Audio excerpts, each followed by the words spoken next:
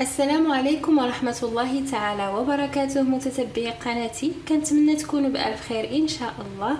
اليوم جبت لكم وصفة جديدة وهي وصفة دجاج الكنتاكي على طريقة الKFC.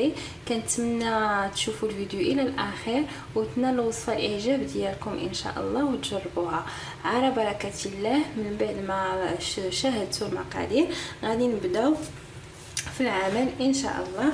أول حاجة غنبدا بها هي غادي التوابل. غادي نبدا ان شاء الله. غادي نديرو معلقه كبيره او 2 معالق صغار ديال توابل الدجاج كما كتشوفوا.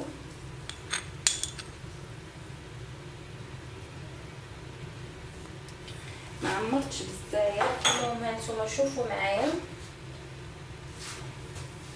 غادي نديرو ملعقه صغيره ديال الكمون،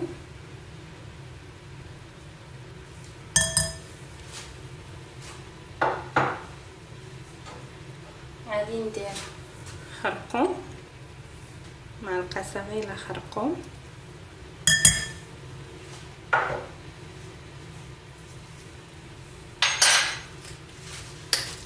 غادي ندير بابريكا وفلفل حمراء،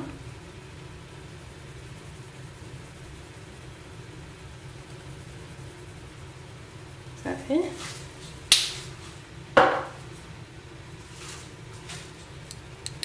غادي نزيد ايضا الثوم، بودره ديال الثوم. الا ما كانش عندكم بودره يمكن لكم تضيفوا غير ثوم عادي، صافي. غادي نزيدو شويه الملح. نسيت ما قلت لكم الدجاج، بالنسبه للدجاج خديت الصدر ديال الدجاج، يعني الصدر، ولا قلت لكم تاخذوا حتى الصدر ديال العدن وبيتو ليله كامله في مرقد في السودانيه والملح باش تحيد ديك الزفوريه، صافي. دابا غادي نبدا بالتوابل كما كتشوفوا معايا. غادي نوضع ملحي شويه حيت كنت دايره له غير شويه هكا، حيت كنت دايره له مرقده في الملحه والسودانيه، صافي. دابا غادي نجمع بيدي، خدموا بيديكم باش التوابل تدخل مزيان في الدجاج كما كتلاحظوا بحال هكا.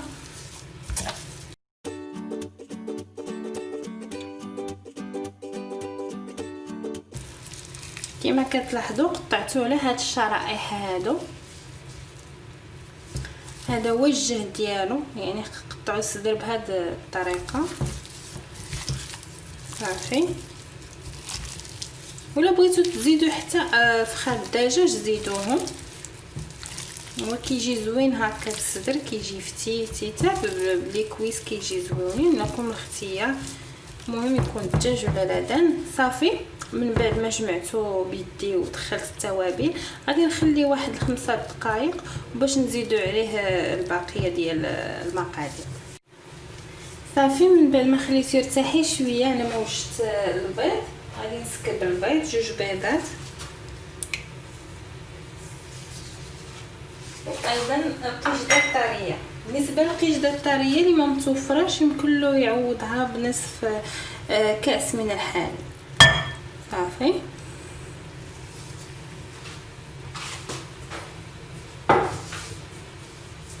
وغادي نمجج مزيان.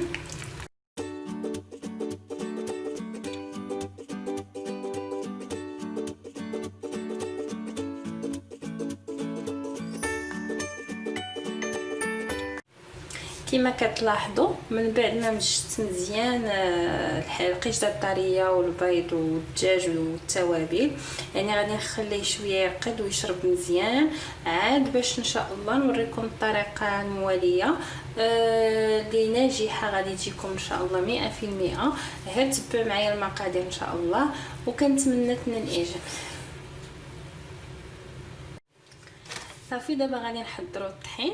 عندي هنا طحين خلطته مع النشا، ديما الطحين كثر من النشا، درت واحد 2 معالق كبار النشا مع الطحين. وغادي ندير الشيبس، هو اللي كيعطينا واحد يعني كيجينا بحال تقريبا بحال المحلات. يمكن لكم تعوضوا الشيبس اللي ما كيبغيش الشيبس يفورها كونفليكس ولا سيريال، المهم راه متوفر. انا كندير تشيبس حيتاش كتبقى محافظه على القرمشه ديالها، ماشي بحال سيريال هي كيتدخل يعني في الزيت سخونه كيلوى. انا التشيبس كتبقى يعني قابطه في راسها. كما كتلاحظوا غادي نديروها هنا. يعني الا كان عندكم شي ساسي ولا شي، الا كانت عندكم شي ميكا بحال هكا ولا اي حاجه تصرفوها مزيان كما كتلاحظوا.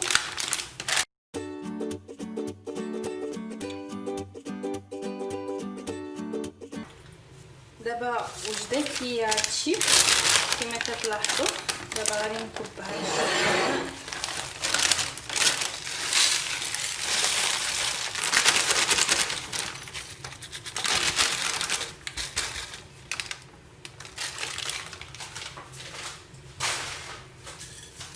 تكون بهذا الشكل هذا صافي. كما كتلاحظوا وغادي نجيبو دابا الطحين. ما بقى لي دابا الا نحضر الدجاج ان شاء الله.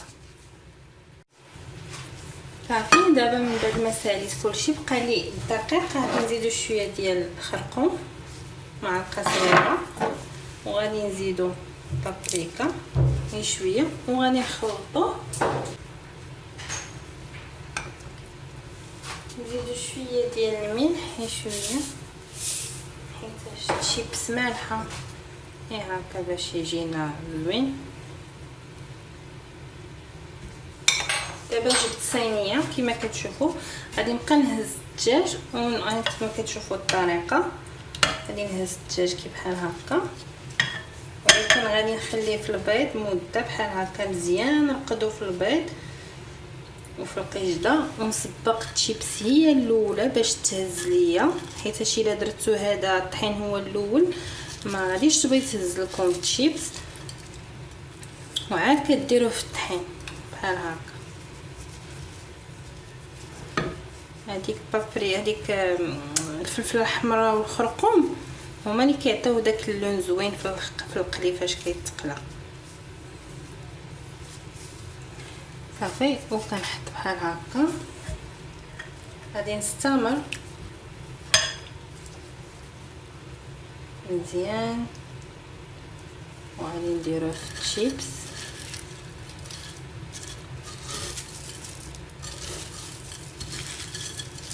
غتسوسوه مزيان بحال هكا. عاوتاني نديرو بنفس الطريقه في الطحين وغادي تستمروا.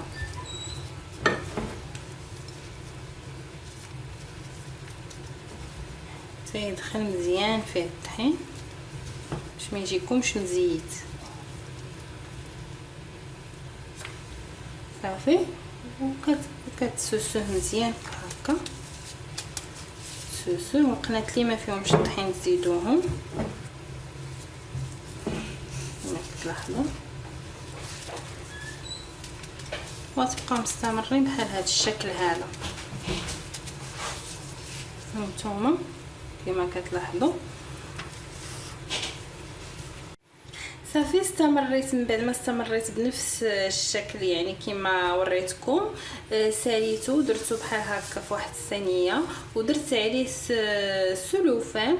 دابا غادي ندخلو الثلاجه واحد المده ديال ساعه ولا نص ساعه نتوما وشحال كان عندكم الوقت، ومن بعد غادي نرجع لكم في القلي ان شاء الله.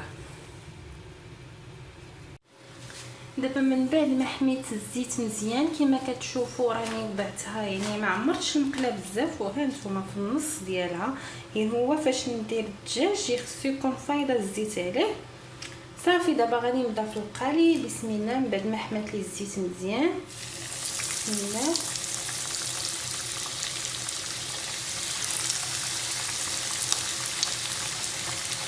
باش تحطوه ما تبقاوش تقلبوه بزاف حتى تحسوا به طاب باش ما يتعجنش ليكم.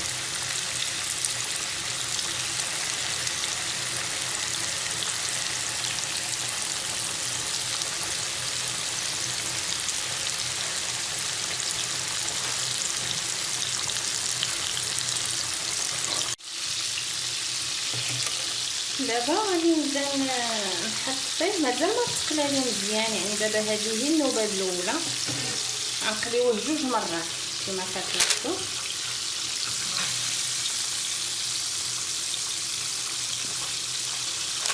هذه هي النوبه الاولى.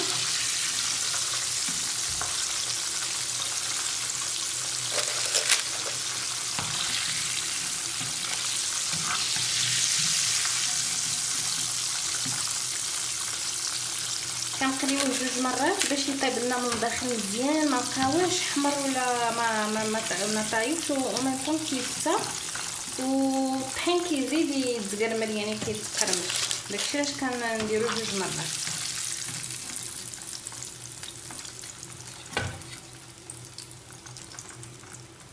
صافي دابا غادي نبداو نقليوه النوبه الثانيه ان شاء الله. بسم الله.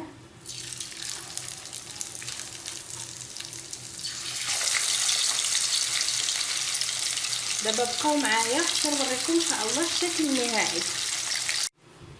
صافي البنات، من بعد ما قليته يعني 2 قليات كما عطيتكم وصفه، كان هذا هو الشكل النهائي. زوقته بهذه الطريقه الا بغيتو كتقديم. غادي ندوقو قدامكم باش تشوفوا النتيجه ديالو. بسم الله.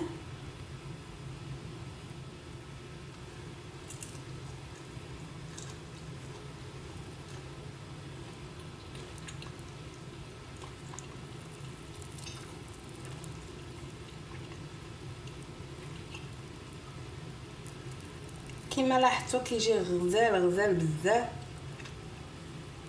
كنتمنى ان شاء الله تجربوه. هنا الاعجاب ديالكم، الى عجبكم شجعوني بلايك وتضغطوا على زر الاشتراك باش يصلكم ان شاء الله كل جديد.